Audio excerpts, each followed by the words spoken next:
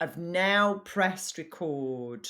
So we've been chatting for 20 minutes and I've not recorded any of it, which is slightly irritating. It is, because it means that I'm going to have to fake a shock reaction at the question that my sister asked me at the beginning of this.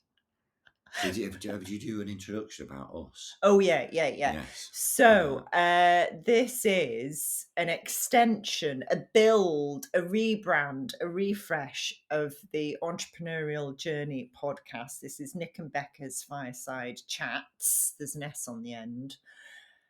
And we've done it because people seem to like us interacting with each other, a brother and sister.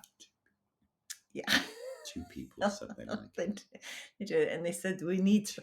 There was somebody who I actually don't know said they liked it. Seriously? Yeah. And wanted to see more of it.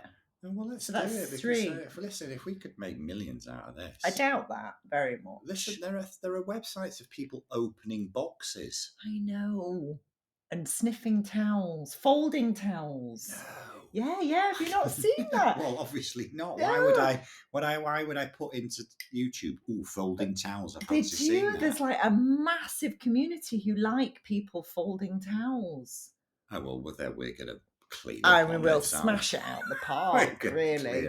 Especially if we bring in some towel folding halfway through. I don't think we need it. No. Anyway, the reason we're doing it is because people have said they want to see more. And Nick's quite funny. You have been known to be funny, haven't you? Out of the two of us, I'm the only person that's actually been paid cash to make people laugh on more than several occasions. You have. It's true. That is a claim to fame. I've actually been paid to make people laugh. You've been a stand-up comedian. I did do stand-up. The way I phrase it, to be honest, because I don't want to over-egg it. I did stand up on and off for 10 years. Yeah. That's the best way to describe it. I did stand up on and off. I still speak at conferences and I make people laugh, but they're not paying me to make them laugh. That's not the specific thing around it. Yeah, that's just the cherry on the top. I can't help myself. I can't help myself. That's why you had to give up being a health and safety lawyer, wasn't it? Yeah, there was a moment. There was a moment early on in my legal career, which I began as a mature student, by the way, when I was 32, when Gary Smith, who was one of the associates, was pushing me round our department in the post trolley. And I was firing elastic bands at Janine and her secretarial typing pool. And I thought, do you know what, Nick? This might not be the right environment for you. This is a very prestigious law firm. It was. Seriously, and I thought, do you know what? You might be one of those round pegs in a square hole. Well, I think the signs when we worked together in the recruitment business, do you remember every day you bought 2 apples and a banana to work so that you could create a couple of balls on the table? Well, I would have used male genitalia rather than so crude. Every single day. Time. And I still do that at home. Do you? Yeah, no, if there's 2 apples left or 2 oranges and a banana, it gets arranged like male genitalia. And our youngest son, Harry, as you know, who lives with us, who's 22 and now at an age where he just looks at him and goes, "You've done that, haven't you, Dad?" And I go, "Yeah, it's funny, isn't it?" He's like, "No, Dad, it's not." And he does, but he's laughing because it is funny. Yeah, it is funny. It used to make us laugh every day. It's hysterical. Yeah, I don't know why it's hysterical. It just is. Because you couldn't, one couldn't emulate reproduced female genitalia using fruit. I don't know how one would do that. I'm trying to think now. Well, don't, because one wouldn't, and it wouldn't be funny. And I don't know why. No, isn't that interesting? No, it wouldn't be funny. People don't, because you see very quickly people will reproduce male genitalia in the snow, won't they? Or in the sand on a beach. Yes. Or just nobody ever does female reproductive. No. And I don't know why, because it wouldn't be funny. In fact, it'd be like, "Oh, that's horrible." Yeah, isn't that why weird? Is that? Yes. I don't know. No, I don't know. It's an odd thing, that, isn't it? Know. Anyway, that was not the theme of the podcast. It wasn't. each genital imagery that you were going for, was it? throughout the centuries. No, that wasn't it. So what was it? Was wilderness.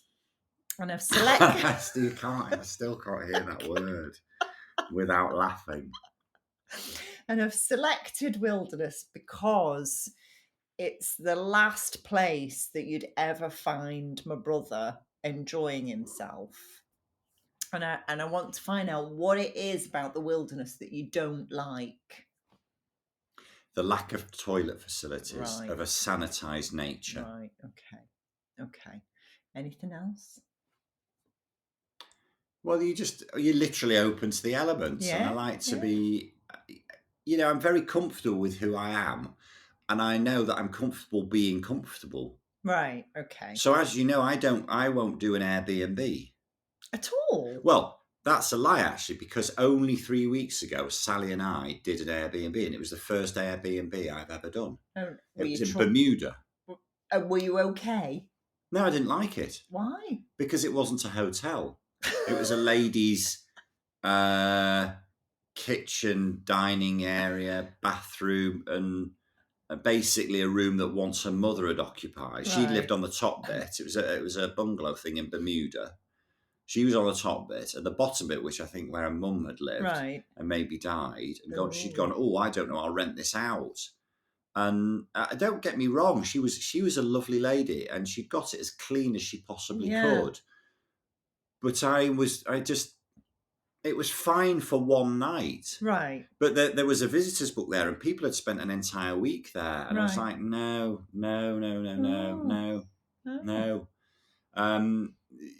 So the next day, anyway, we were in a hotel. I'm much happier with a hotel. Right. Much. That's weird. I will stay in a Premier Inn over an Airbnb every day of the week. Right. Okay. You might hear my dogs in the background. Yeah. Just ignore them. So there's that wilderness thing. And actually, Graham, as in Jane and Graham. Yeah. He, a good few years ago, started going off on like weekend adventures with some blokes, maybe like 3 or 4 of them. And they'd do some hiking, and then they'd stay in a bothy. Yes. We should explain. You've lived in Scotland longer than me. You should explain to the listener what a bothy is. The listener. So a bothy is a place in Scotland in the wilderness, that word again. And it's usually a little shelter, and it's open to all hikers or walkers, people out in the wilderness. And there's usually a basic kit to make a fire, and a basic kit to, I don't know, make yourself a cup of tea and somewhere to lie down to shelter from the elements. And it's free to everybody. And the idea is you leave it in the state in which you found it, so everybody looks after it. And they're a really nice system of havens for walkers and adventurers out there. And it's a place I would never find my brother. No. Whereas I would be really happy to go tromping off into the wilderness and stay overnight in a bothy. And I've been wild camping on my own for several nights and showered under a waterfall and things like that. And I really like it. And it's amazing how you can be so different. Yeah, and Graham used to encourage me and say, look, why don't you come? You'll love it, because you get away from the commuting, and because I'm in cities delivering training all over the place. He says, just get away from it. And I can't, there was a part of me that liked the idea of getting away from it, but then at the end of the day, having to be, and it's the communal thing, it's being in a relatively small room with 4 blokes or 5 blokes that I don't know, and sleeping clothed, and then getting out of your bed if you need to go to the toilet, you need to go for wheeze. And that's not me at all. No. And I think, do you remember, we went on adventure holidays. Yeah, we did. Me and my sister were sent on 2 adventure holidays, maybe because our evil stepmother didn't want to holiday with us. We didn't realise this at the time, but when you look back, you think, oh, that's the reason. We went to Mallorca in 1978, and then we never went on holiday with them again for summer, because she'd obviously said send them on an adventure holiday, because I'm never going on holiday with them again. Do you know, I've never thought of it like that is the reason, isn't it? It must be. Yes, absolutely. No question about it. Yeah, because we never went on well, we did. In a summer holiday. No, we didn't. No. And I bet she said, I'm not going with them again. Yeah, probably. Send them on an adventure holiday. Yeah, because she found Minerva. There you go. Oh, There you go. okay. I know, Right. interesting. Probably. So on Anyway. one of those adventure holidays, which was in Wales, I'll never forget, the place was called Rhondda Isaf, Yeah, Rhondda Isaf. wasn't it? Yeah. Mm-hmm. We went, because you were in a younger group, so I'm Yeah. older than my sister by 3.5 years, so she was in a slightly younger group, I was an older group, and we went away and we did some trekking stuff, and then we stayed overnight in a cave. Yeah. Like a massive cave. Yeah. Right, huge. I mean, Loved like it. really, really massive cave. Yeah. And now I enjoyed that, except we had reconstituted food. We did. Okay, and one of the things that was for pudding was reconstituted apple flakes. Yes, it was. Right, and I used to love eating these dry. They were really, really tasty. Right, Oh. so I ate a lot of them, and then when we went to bed at night, do you know this story? I remember Right, it I went now. to bed You're at telling night. me. Oh my God. Because what happens if you eat they were dehydrated Jesus. apple flakes, and you eat them, and I didn't know this because I was 15 at the time, I hadn't thought it through, is they swell up in your stomach. Yes. So this amount that I'd eaten, which was maybe a handful like that, became that big once they were rehydrated. So in the middle of the night, I was sick as a dog. I'm not surprised. I haven't finished, right? Jesus. To get into my sleeping bag, obviously, I had taken off my hiking boots Yes. and put them by myself. And I wore glasses. I've got contact lenses at the moment. So I'd take my glasses off, and to protect them, I'd put them in the hiking boots. Right. In the middle of the night, when I leaned over and vomited this huge no. quantity of apple flakes that were now hydrated, Oh. I threw up in my hiking Oh, boots. Nick, that's gross. Yeah. So I had to empty my hiking boots, retrieve my glasses, Oh my and God. clean them. And I'm wondering whether that was the moment where I thought, this is not for me. No, I think that would probably do it. I think that was a thing. I've never had that sort. But you were the person who ate a plastic hippo. I used to eat plastic soldiers. I used to.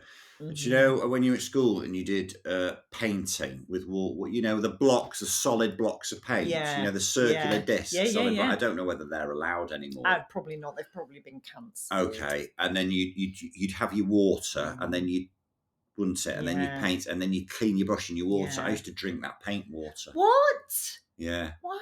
I used to eat crayons as well. Crayola crayons. I remember you eating crayons. I don't know. When I was at primary school, I would eat. And into my teenage years, I used to eat paper, didn't I? Yeah, you ate a lot of paper. A lot of paper. And I have no idea. I did grow out of it. I think it was about 56 when I stopped. No. That was a nightmare at a wedding. I ate all the table nameplates. Where's everyone sitting? I don't know. Nick's eating them all. Well, I put out nameplates. I hand wrote them, said Sally. I might have eaten them.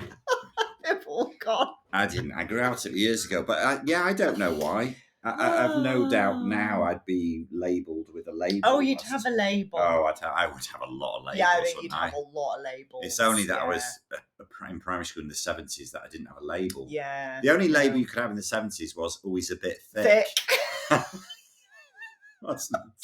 He's a bit thick. Yeah, that was the only label.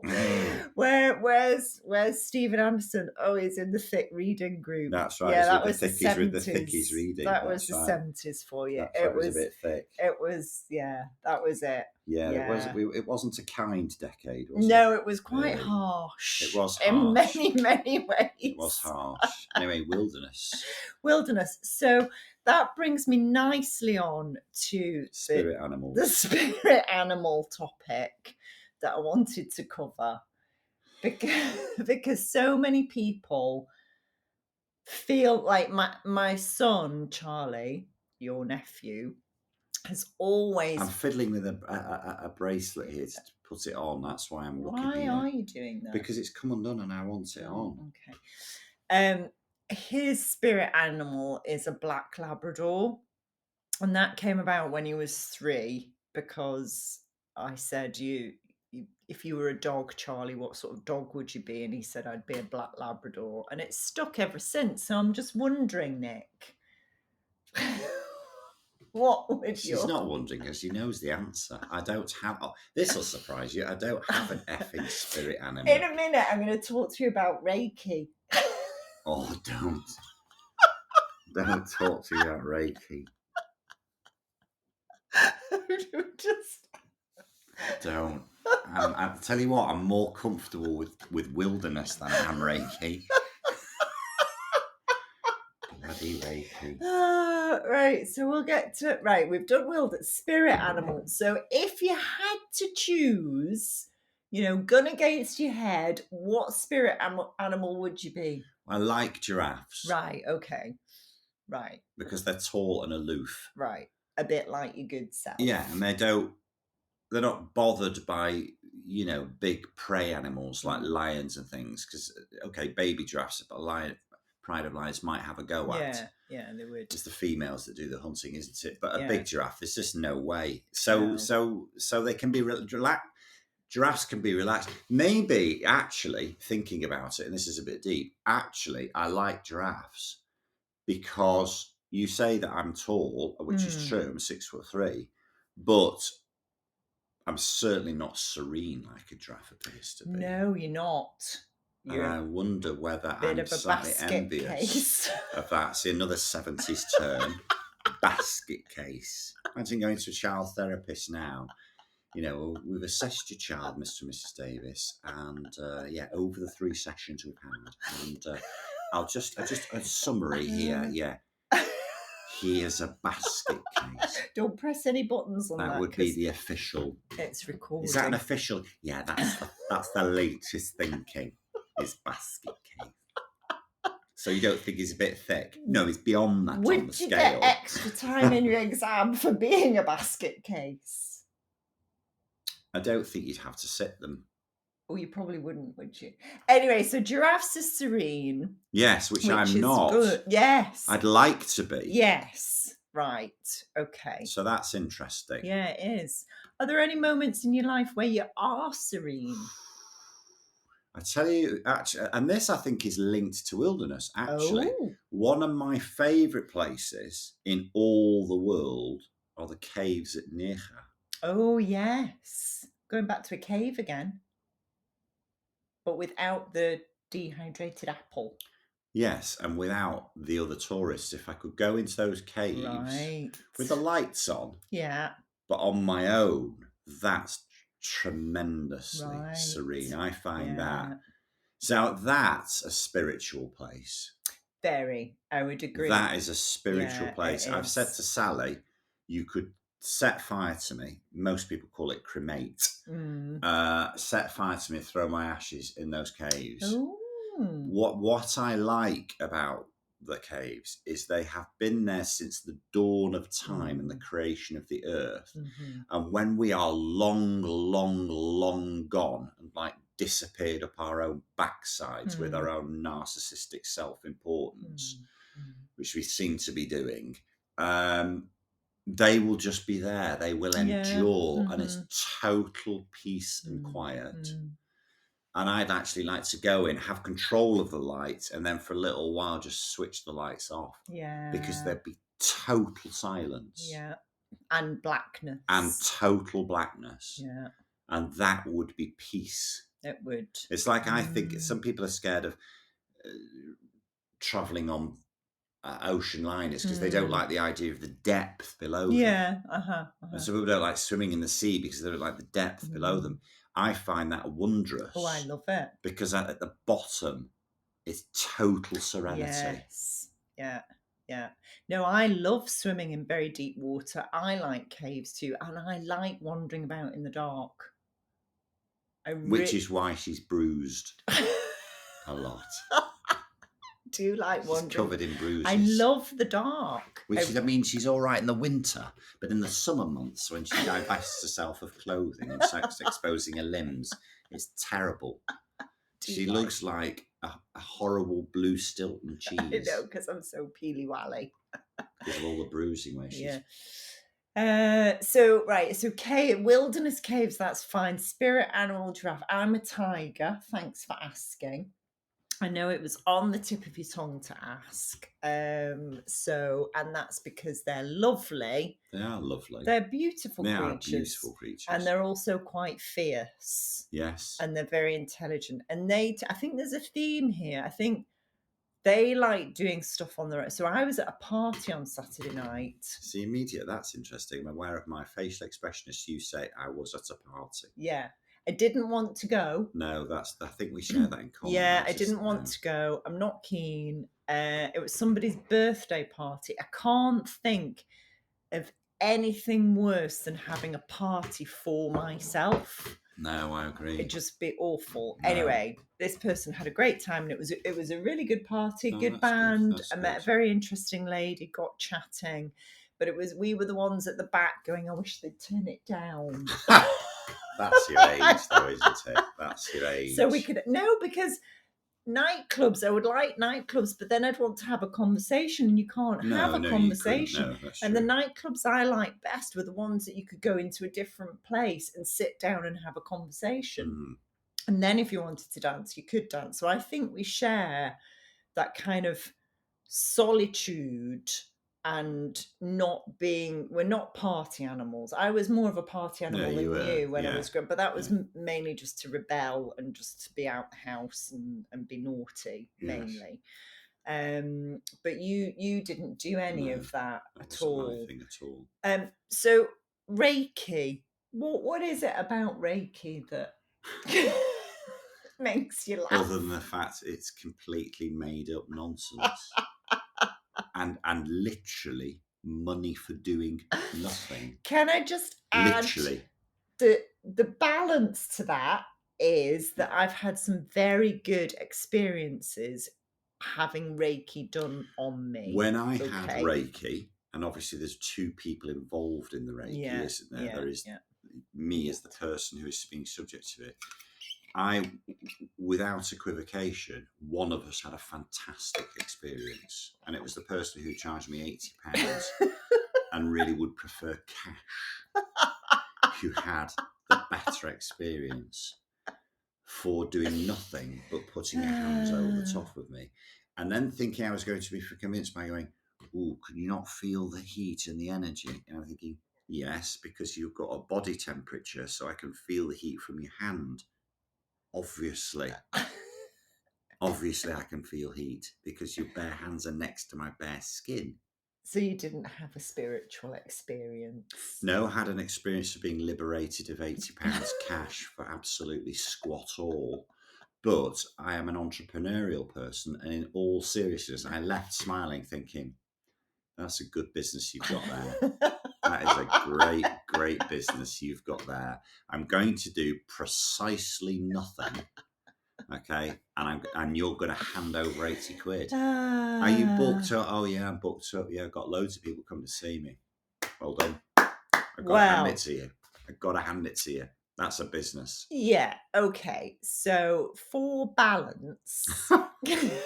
For balance, because I'm a Libra, so I like balance. That I've had 4 experiences of Reiki, 3 out of 4 brilliant, absolutely brilliant. And actually 2 of those experiences were with somebody who did Reiki and who was also slightly psychic. So then I got a psychic experience as well. Now Nick's doing that, but let me tell you, he's had his astrological chart done, haven't you? I have. I don't deny it. Yeah. So I'm open-minded to try these things, right? Yes. I'm open-minded to try. I will give us a go at Reiki. Give us a go at tarot cards. Well, I could do your tarot. The palm reading. It's not legitimate if it's your sister. You're not mystical. No. Right. No, I'm not. So I'm open-minded. I have a go at these things, but I go, no, it's not for me. Yeah. But you did like your astrological chart. Yeah, but there's a reason I liked my astrological chart. It's reading about me. Oh, yeah, that's right. Nick's a Gemini, and you're Gemini on Gemini on Gemini. I really am. For those of you into this, I've discovered I was Gemini. Yeah. I'm pure. So reading about myself. Yeah. Fabulous. And so I refer back to my previous comment, basket case. But with a name on it, Gemini. Gemini. That's what it is. Right. One of the things we're going to do, and it was Lauren Jones's idea. Lauren Jones is our fab brand guru.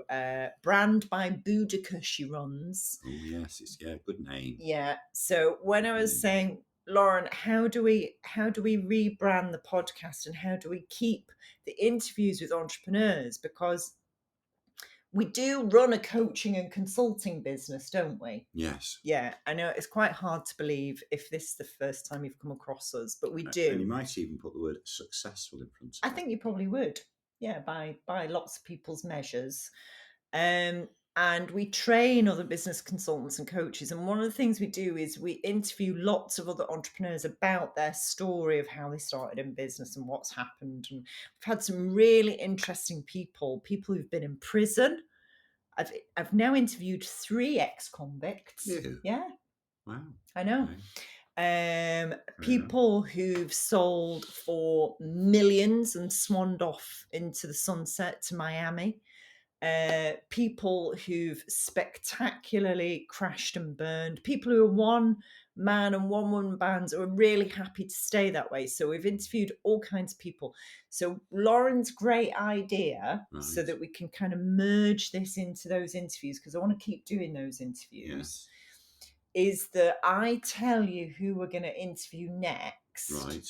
And I'll describe them to you. Ooh. And then you've got to think of a question you'd want me to ask them. And is this a physical description of them? Like this is 5'3" person with like curly hair? No. Oh. No. Mainly because most of them I don't know what they look like until half an hour before the interview, when I'm looking them up and going, So hang on, I'm just going to pause this a sec. Pause.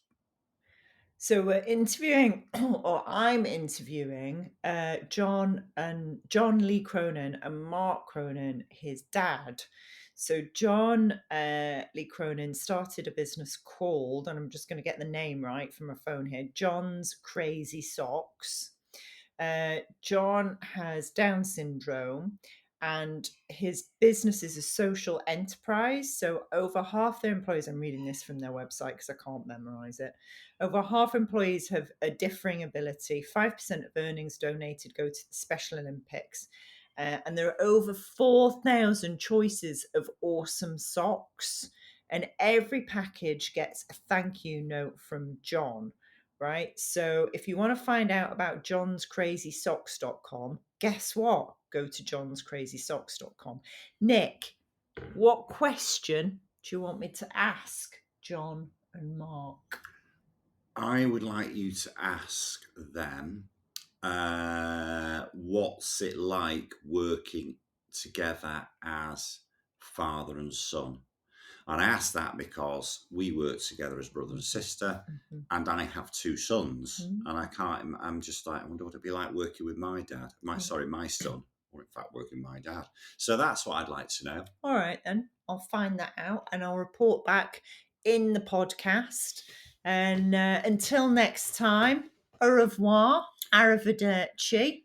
Or just goodbye. Goodbye.